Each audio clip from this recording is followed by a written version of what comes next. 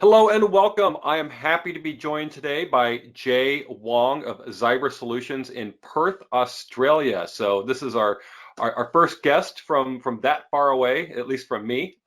So Jay, happy to have you on today.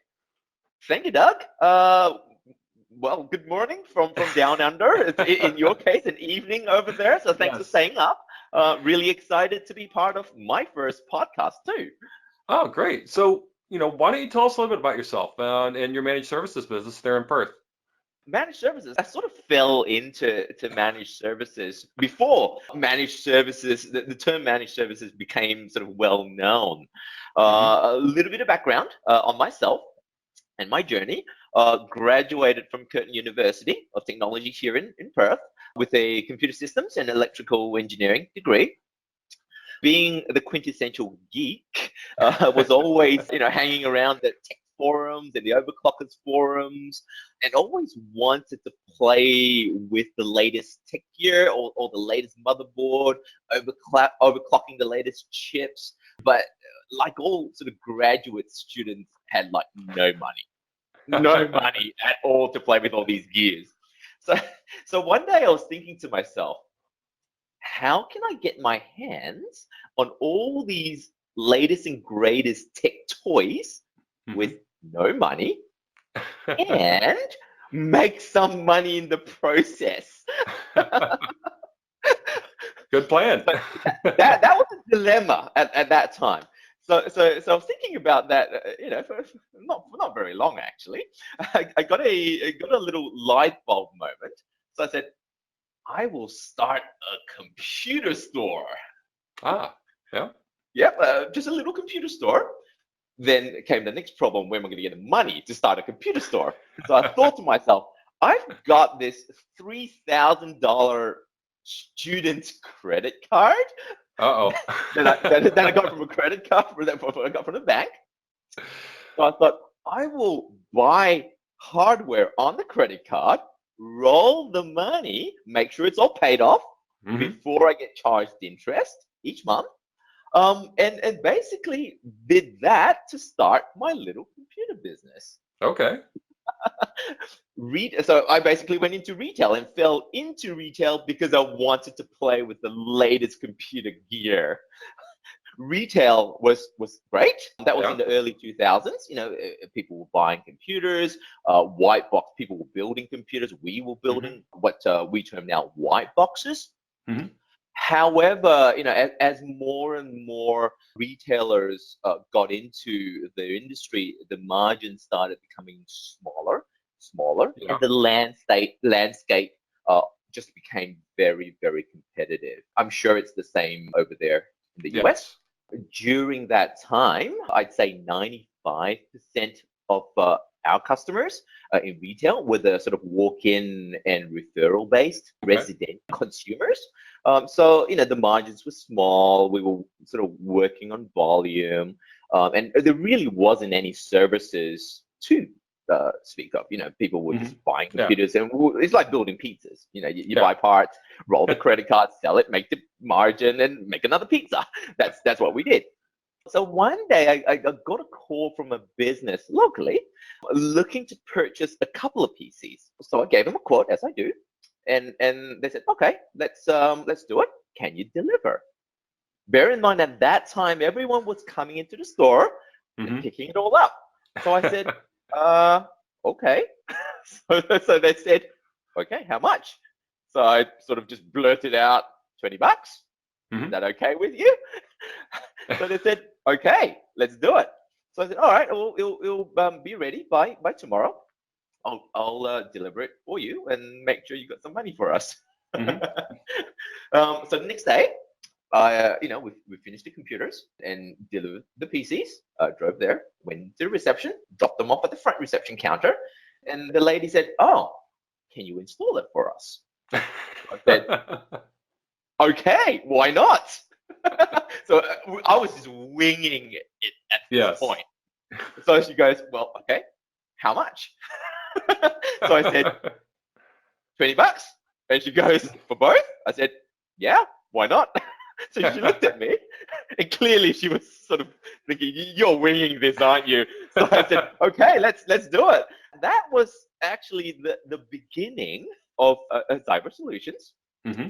and working with businesses to provide a service, not necessarily managed, but that Yeah. was the beginning of the journey, so to Hmm. speak. So I have to ask, are you still running the company on that same credit card? I've got a few other credit cards now, and I've rolled the credit card so that we don't need to do that. So Okay. a lot of people, when they hear this story, they go, "Credit card, you're crazy. The interest on that 20%," and I'm like, "Not really if you pay it off in Yeah. time." So for me, I saw the credit card as a vehicle to get to where I wanted to Hmm. get to, Yeah. which was to purchase and resell hardware, because Yeah. there is no capital. I didn't have any money. I Yeah. didn't borrow any money. There was no capital injection from family, friends, none of that sort Yeah. of stuff. Okay. So, and obviously it had no money from savings either. So you have to think outside the box. Well, no, but I mean it's great because other MSPs out there, other people looking to get started. It's like, hey, maybe I can start this on a credit card, which could be successful like you, or it could go down in flames, and you could end up in bankruptcy. So be Read careful. the PDS, the terms and conditions Yes, very carefully, and work within the terms and conditions. yes, and As make with sure you any, pay it off. make sure you pay it off, and the bonus is you get some points with it as well, which is great Well, yeah, for yeah, frequent flyer airline points. airline miles, all that fun stuff. So Exactly. so you kind of talked that was kind of the beginning into kind of the corporate Right. world, but Yeah. and I would assume that would be kind of break fix. Now, Hmm. do you consider yourself managed services now as opposed to kind of what you did were doing then? Have you transitioned into that managed services aspect? Not fully, and I think it's going to be difficult for many businesses to fully transition to managed services from Hmm. day zero, from day one. Yeah, yeah. We're sort of around about 30% break fix. We've got about sort of 35-40% prepaid hours at a discounted rate, and the balance of it, sort of 30-35% fully managed services. Okay. We found the transition to fully managed services depended on a couple of things. Hmm. Us working with the client, because it goes both ways. We need to be comfortable that the client aligns with our values and culture, and they're Hmm. not going to be a complete pain in the ass, really. Yeah. And obviously, the client also, I don't know whether I'm allowed to say that, That's fine. but It's fine. and also from the client's point of view, we are a right suit for their business, Yes. because they may expect something within 1 or 2 hours, and some businesses may not be able to deliver that. We certainly have a good sort of SLA depending on the clients, depending on the plans that they're on. Hmm. But as with any sort of business relationship, it goes both ways. It's never a Yes. one single-sided. Well, that's what I believe anyway. Other Yeah. other businesses may think differently, but I want to go to work every day and enjoy what I do, Yep. and enjoy working with my team, my clients, our clients, and Hmm. just have a good time. Really, that's Yeah. No, there's nothing wrong with that. So in terms of your customers, do you specialize in like a particular vertical? Are there have you found yourself kind of saying, hey, we're really good at working with these types of customers, or do you service just pretty much anybody as long as it's a good fit? Yeah, look, so over the years, we've sort of gravitated towards two particular industries. Hmm. The first is professional services, and the second is mining, the mining industry, and the Yeah. subcontractors Hmm. associated with the mining industry. Okay. I'll explain a little bit more on those two industries. So with professional services, we found that um, most professional services businesses understood or understand the value of time. Hmm. So they understand the value of 15 minutes, an hour. So for us, we can articulate the value of technology on driving efficiency in their business. Okay. So when we explain, if you implement this technology in the business, it's going to save you an hour a day per employee. Mm-hmm. So when you've got 10 employees, you're saving 10 hours a day Yep. at X amount per hour that you pay your employee. You multiply that by a week, multiply that by a month, Yep. multiply that by a year, then Adds up. generally the business owners get an idea by implementing this technology, software, hardware, whatever it may be, Mm-hmm. it will drive efficiency in their business. Okay. That's where we've had a lot of success with, Yeah. and it doesn't matter what the industry is. It could be a doctor, lawyers, accountants. As long as they understand the value of time, then they see the value of technology in the business. So Yeah, I like that. I like that. The understanding the value of time. That's a good point on that. So, and like you said, those particular industries they bill by the hour or the 15 minutes or whatever. Yeah. So it makes sense. Good way to put it. Especially when they bill higher than our rate. Yes. That's when it makes really good sense. The mining industry is quite a specific vertical because here in Western Australia, the two sort of biggest economy that drives the state is the mining and oil and gas. Yeah. So it's sort of a no-brainer to focus on the verticals that is growing, that grows the state when it comes to the economy here in the country. So yeah, that's the other vertical that we focus on. The technology is not really that much different. It's how we tailor it to that industry and sort of demonstrate that implementing these technology is going to drive efficiency in the business. Okay. Yeah, and I noticed on your website that you service kind of other parts of the world as well. So as you mentioned Hong Kong and Singapore and Mongolia, I think. US, So. yeah. It really, with technology and the decentralization of technology, the way I see tech moving is the trend is where the younger generation, the millennials, want to be able to work anywhere, anytime with anybody. And technology really makes the world smaller. It really does. Nope, I definitely agree. And access to data, access to information, it used to be difficult. It used to take time, whereas now everything is instantaneous. People almost expect data at their fingertips. A lot of clients are moving towards tablets because at the end of the day, I believe hardware is just a vehicle to get to your data. That's all it is. When you're looking to exit your business, sell your business, or grow your business, the pot of gold is actually your data. How you work with your data, manipulate your data, and how you basically work with what you have and access what you have. That's going to be the key. That's what's going to drive efficiency. Because at the end of the day, your computer, your smartphone, your tablet, they're all going to be disposable.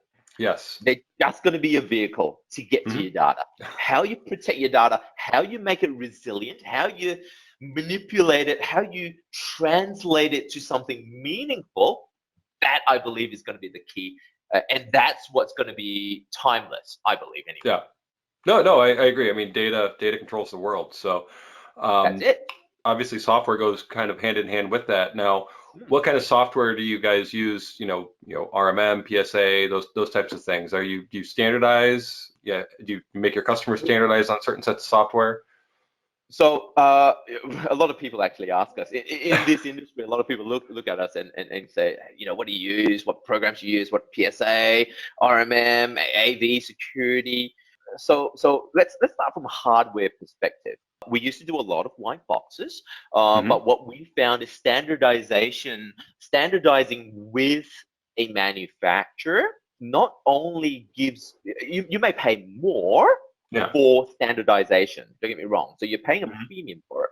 However, When transitioning to a service-based businesses, what we want to ensure is as little problems, as little headaches for both us and the client as possible to enable them to grow.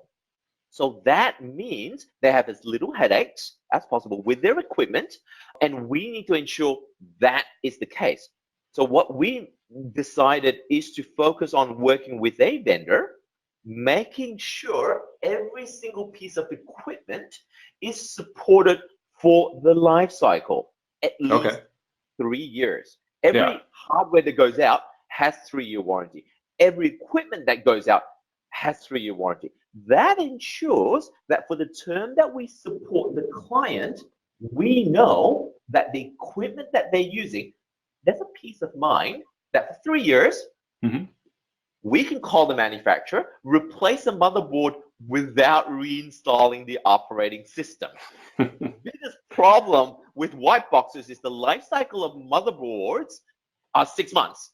And when there is a problem with OS, operating system, the downtime associated with replacing equipment and having to reinstall software and having a different environment, that just really kills productivity.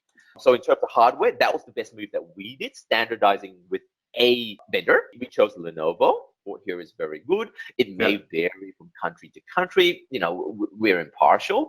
Do your research. But in terms of hardware, that was the best move that we did.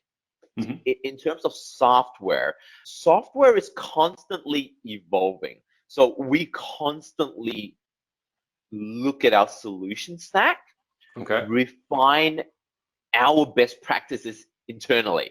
So it constantly evolves as the business grows with our clients, and our OML systems and processes change. Because for us to practice what we preach internally, we have to be efficient. We have to demonstrate what we do is going to bring efficiency to our clients, because they look at us and they go, well, you say all these things about efficiency. What do you guys do?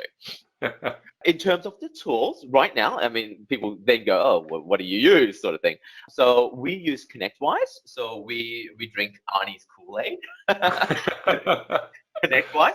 I regularly attend IT Nation. I think that, I'm not promoting that sort of in any way, but the networking and just being able to talk to different business owners, different people in the similar industry without having to have any sort of fear, because a lot of people in the industry are very reserved with what they use. I'm very open, because ConnectWise is no different to Autotask, SAP, Oracle. How you set it up is dependent on your business. So you can have the latest and greatest tool, but if you don't use it or spend the time implementing a solution that will drive the business, it's no different than any other tool, really, at the end of the day.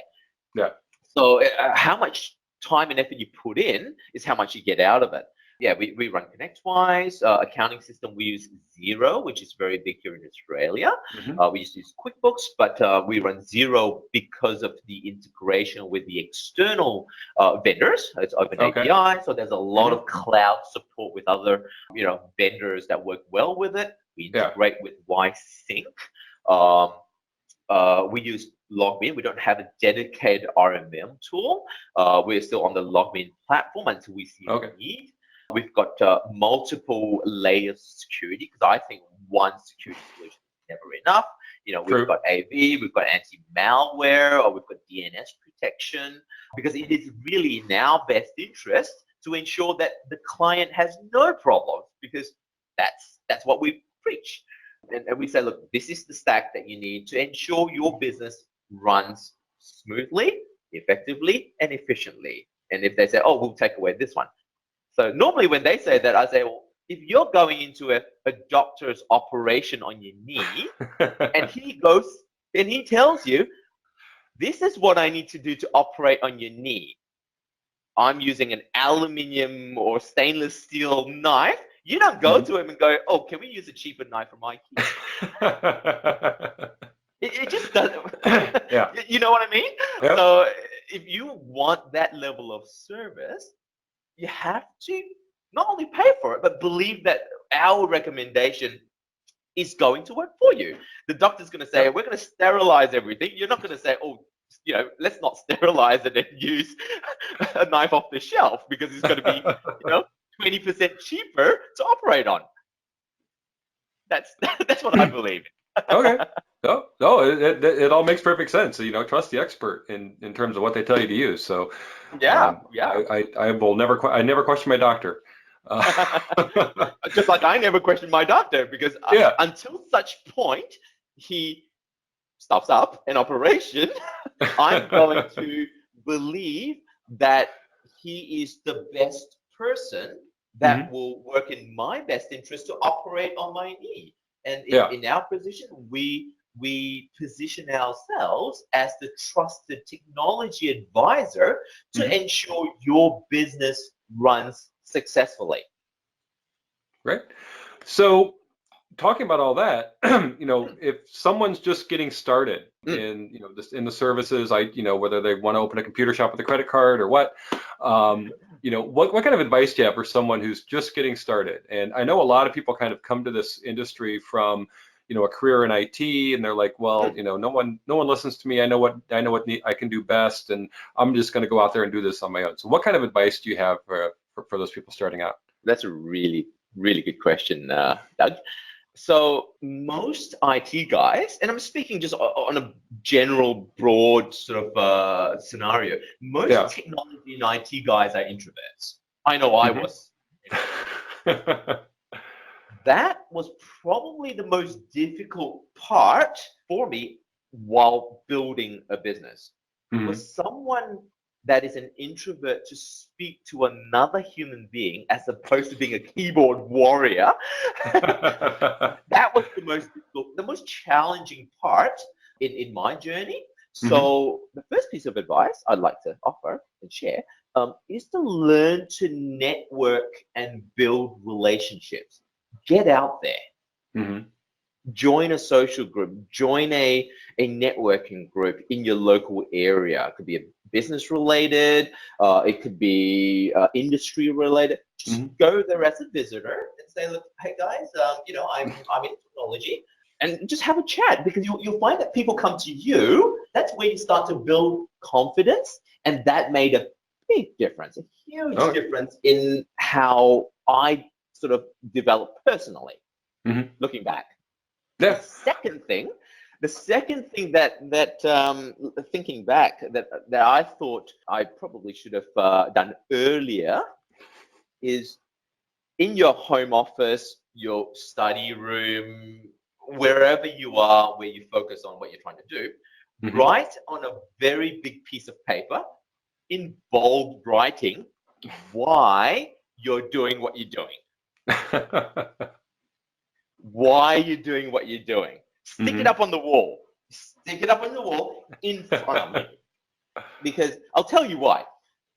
When you are in your deepest, darkest moments, banging your head on the table at 2 a.m. in the morning, trying to solve a problem or overcome an obstacle or some challenge, Hmm. you look at that piece of paper and that keeps you going. Remind yourself why you're doing it. Yeah. Yeah. That reminds you why you're doing what you're doing. Because a lot of people give up. A lot of people give up. And people Yep. say, entrepreneurs say, don't give up, never give up. It's a lot easier said than done. Hmm. I believe anyway. It really was not easy for me. But when you overcome that obstacle, that challenge, that problem, when you look back, you realize that that's really when you grow as a person the most Yeah. because you're really thinking outside the box. Hmm. Anything, I believe, if you can throw money at a problem, that's not solving a problem. No. That's not a problem, really. Period. That's not a problem. If Yeah. you can solve it with money, that's not a problem. It's when you A, don't have money, or B, cannot solve it with money. That's when you really have a problem. Yeah. It's a laugh. Well, I laugh at it looking back, but really, in your deepest, darkest moments, when you have an obstacle, and you've got blood, sweat, and tears going into it. It really builds your character. It really defines who you are, and how you define yourself, really. So yeah. Okay. Mm. So, in terms of technology and just looking at all the different technologies that are out there, whether it's consumer, business related, whatever, what technologies are you most excited about today, right now? What kind of things are just like blowing your mind, so to speak? Blockchain, without a doubt. Okay. Blockchain. It is still in its infancy. Yeah. We've seen the result of what blockchain can do, which is Bitcoin. Yeah. Bitcoin is a result of blockchain. Yeah. Blockchain is a platform that allows distributed, secure ledgers, so to speak. Hmm. I think blockchain technology is amazing. I think it will change industries, Hmm. multiple industries. Yeah. It is still in its very early days. It's just how people can build software platforms around the fundamentals of using blockchain technology to Hmm. change the world, change the Yeah. industry, change the world. So I think blockchain is probably the most exciting thing since TCP/IP. Yeah. And the geeks will know what I'm Yeah. talking about. Yeah, no, I know what you mean. Yep, TCP/IP, the fundamentals behind networking, Yeah. OSI Yeah. layers, Yeah. blockchain, I believe, is the next step forward. Okay. So what concerns you? What technology keeps you up at night that you're worried about, or you're not sure where it's going or how it could be used? Cybercrime, black hat hackers. Not Mhm. only are they becoming more and more intelligent, that side of the industry is evolving from a sort of a hobby type industry Mhm. to an industry that actually benefits from financial rewards. That's my biggest sort of concern, where there is hackers now building platforms, rootkits, 0 days, selling them and Mhm. monetizing, getting financial rewards, monetizing from malware, Yeah. monetizing from businesses having their data crypto locked, for example, Mhm. because what they want is money. At the end of the day, Yeah. they're holding your data to ransom because they know your data is of value, not the computer. In the Yeah. olden days, come Christmas or Easter, there will be a trigger date where the virus will kill your computer, and that's it. Yeah. But now they actually want, they're motivated by financial gain. Mhm. That's where I see technology. That's what worries me about Yeah. technology, because people are motivated by financial gain for all the wrong reasons. Yeah. And you said earlier in terms of a company, the most important thing for a company is their data, right? And now the hackers are going out and exploiting that by locking their data down, requiring a ransom, so Correct. it just kind of keeps going and going and going. It's kind of like a snowball. Exactly. Yeah. In simplest form, they're zipping up data, putting Hmm. a password on there, and say, "Hey, give me $10 for the password to unzip your data." Yeah. I mean, I think that's just wrong. I believe No, that's I just wrong. I I believe it's wrong Mm, too. I mm, think most of us are going to agree with that, but unfortunately, there's the bad actors out there, and I think we're seeing even more so in like maybe not governments, some of them maybe, but like organized crime, mm. is seeing this as a way to make money as well. By hiring some hackers and saying, hey, let's exploit this and use it to bring in more money. So Yeah, and see the difficulty we as MSPs have with these sort of crypto infections and black hat hackers is, we're almost always playing catch up to try and mhm. predict where the trend of hacking is going towards. Yeah. And we're always trying to stay one step ahead. However, it is becoming more and more difficult to be one step ahead. Yeah. And what we do, what I believe in, is to actually educate the end user. There is no more powerful Mhm. way is to mitigate these hacks than to educate Yeah. clients, customers, people Mhm. on what to look out for. Because a lot of the times you, people don't read, they just click. Yep.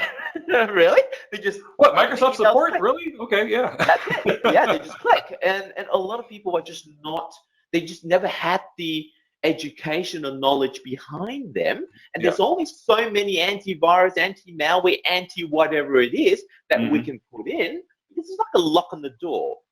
We can put 5 locks on the door, but if somebody comes on the door and knocks on the door in a suit with a briefcase, pretending to be Yeah. somebody legitimate, you open all the locks, they come in and then Yeah. go, well, this is a holdup. You still get caught. Yeah. So I believe the key is actually to empower the clients, the customers, the people with knowledge to look out Mhm. for signs. And it may not be 100%, but at least there is Yeah. something to look out for. Yeah, I wholeheartedly agree on that end user education to make sure that they at least have an understanding of what to look out for. Mm, Um, okay, so with that being said, let's move on to our rapid fire round. So yeah, this is where I just ask you a couple of just a quick question. Sometimes it's multiple choice, one answer or the other, but just we just go through these quickly. First thing that sure. comes to your head, let me know. All right, Yep. so first up, Apple or Android? Apple, Okay. Mac, Linux, or Windows? Windows, Okay. Amazon or Azure or something else? something else. Okay. Um, Local backups, cloud, or both? Hybrid, both. Both. Yep. That's everyone's getting that one right. Um, when it comes to networking, is DNS always to blame? Nope. Okay. um, User. yeah. And should you always virtualize? Yes or no? Not always. Okay. And finally, which is worse, printer support or vendor cold calls? Vendor cold calls. That was going about 50-50 in terms of Right. what people hate more. Some people hate printer support, some people hate the vendor cold calls. So just kind of depends on which one you like the least. So Vendor cold calls for me. okay, yeah, I hear you. So that being said, we're about ready to wrap things up here. Any parting thoughts, words of wisdom you want to put out there to our audience before we go? Not really. I mean, I've shared a lot of my experiences, my journey. I hope that for the listeners out there, they have some positive takeaways, and computer technology is the future. That's what I believe in anyway. Yep, it's done well for me so far. So Great industry to be in. No better yes, time. yes. Jay, thank you very much for joining us. Really appreciate your insights and everything you had to say. Thank you, Doug. Thank you for the opportunity. I had lots of fun. All right, great. Enjoy your day. Thank you, sir. Bye bye.